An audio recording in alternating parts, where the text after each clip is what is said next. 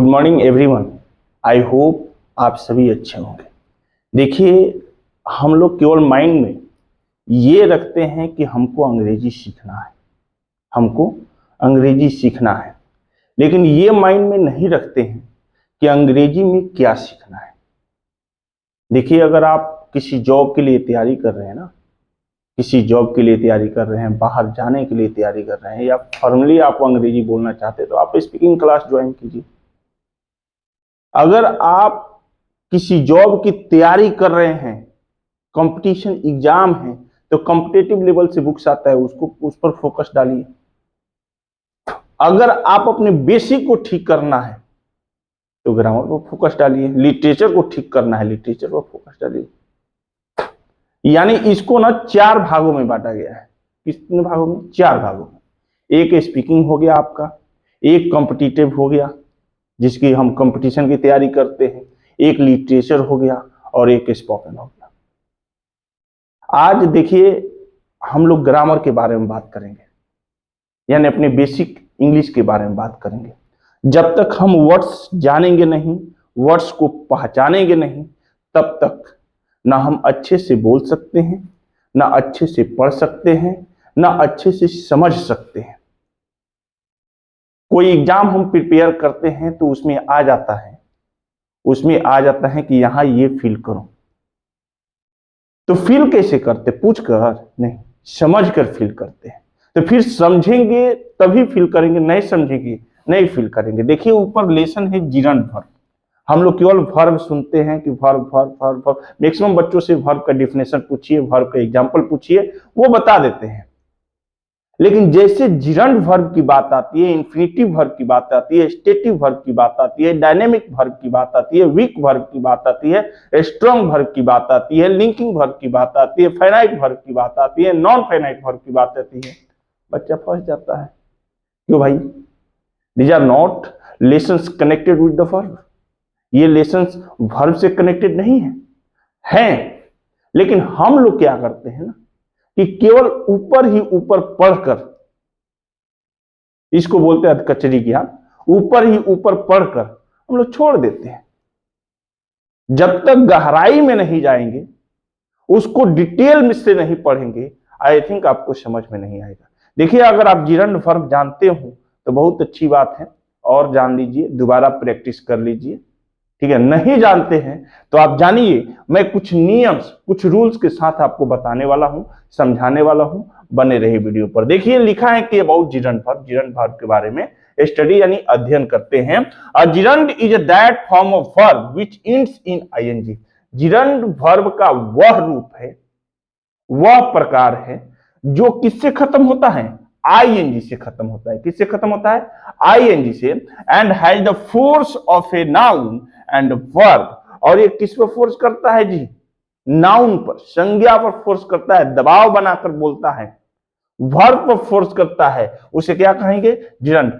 ING से अंत होने वाला वर्ब पार्टिसिपल V4 होता है। जब वह नाउन की तरफ प्रयोग होता है, उसे हम जिरंड वर्ब कहते हैं।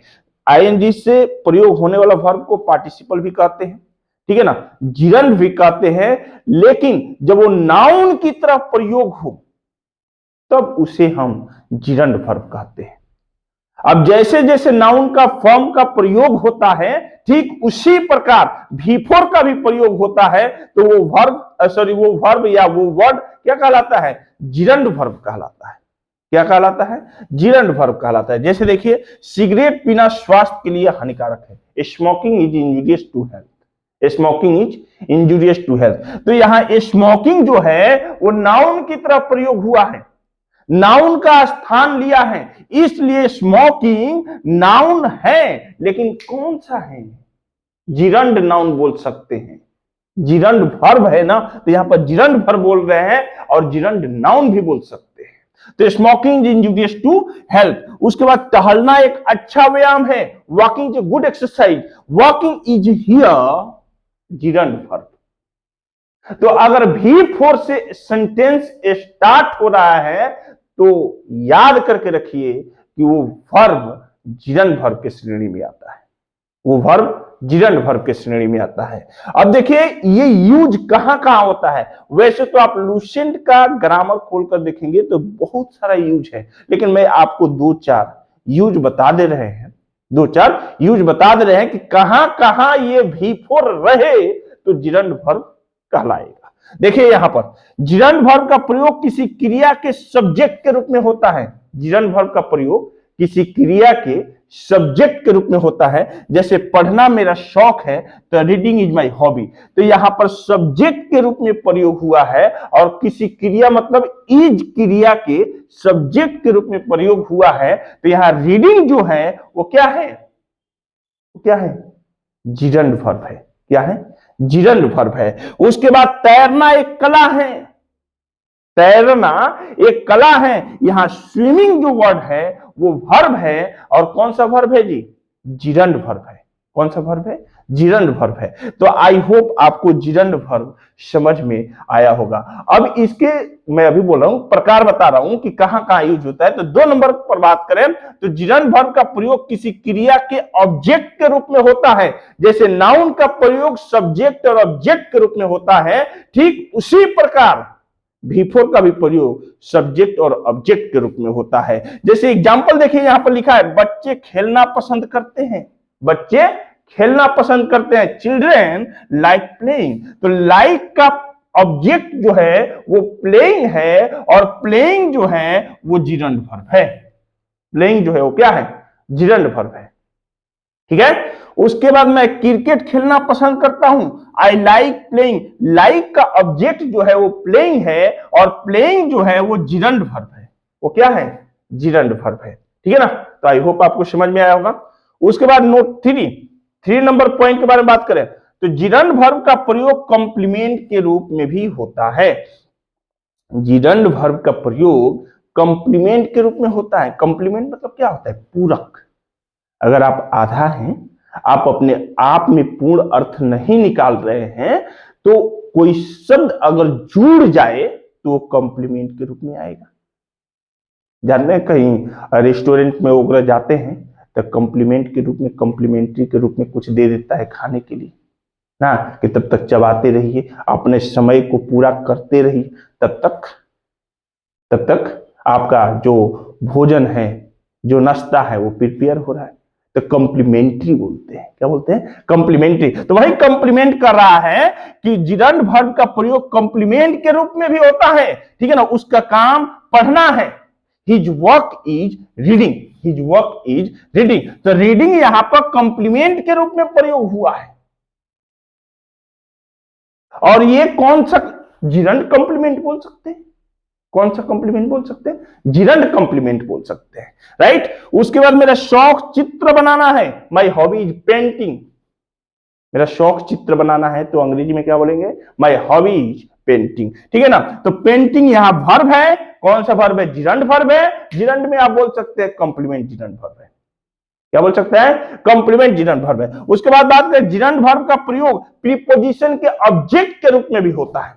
प्रीपोजिशन क्या है जी? ऑफ है, इन है, टू है, ठीक है, इन टू है, विद इन है, विथ है, ये सब प्रीपोजिशन है। तो प्रीपोजिशन के बाद जो V4 प्रयोग हो उसे क्या कहेंगे हम? जिरंड वर्ब कहेंगे। क्या कहेंगे? जिरंड वर्ब कहेंगे। जैसे देखिए I am fond of playing cricket. मैं क्रिकेट खेलने का शौकीन व्यक्ति हूं। ठीक है। तो ऑफ के बाद प्लेइंग का प्रयोग हुआ है, और ये प्लेइंग वर्ड जो है वो वर्ब है। और कौन सा वर्ब है? जिरंड वर्ब है। कौन सा वर्ब है? जिरंड वर्ब है। ठीक है। Second, she went to the store for buying apples.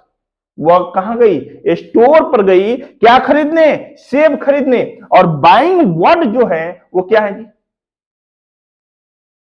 वो वर्ब है। कौन सा वर्ब है? जिरंड वर्ब है। और इसको प्रीपोजिशनल जिरंड वर्ब भी बोल सकते हैं। क्या बोल सकते हैं? प्रीपोजिशनल जिरंड वर्ब, समझने के लिए। तो आई होप आपको ये समझ में आया होगा। ठीक है ना। तो ये रहा जिरंड वर्ब का कुछ प्रकार, कुछ यूज। ठीक है ना। कुछ वर्ड्स जो आपको अगर नहीं समझ में आया हो तो नीचे आप कमेंट करके बताइए, मैं जरूर आपको समझाने की कोशिश करूंगा। नंबर है, नंबर पर कॉल कीजिएगा, कभी नहीं कॉल कीजिएगा। इवनिंग में कॉल कीजिएगा, मैं जरूर आपको समझाने की कोशिश करूंगा। तो आई होप आपको ये जिरन वर्ब के बारे में समझ में आया होगा। अच्छा लगा हो तो लाइक कर दीजिए, नीचे कुछ बताइए हमको, और आगे मैं लेसन आपको बताने को समझाने की कोशिश करूंगा। तब तक के लिए धन्यवाद। फिर मिलेंगे एक नेक्स्ट वीडियो में एक नेक्स्ट लेसन के साथ। Bye bye, take care.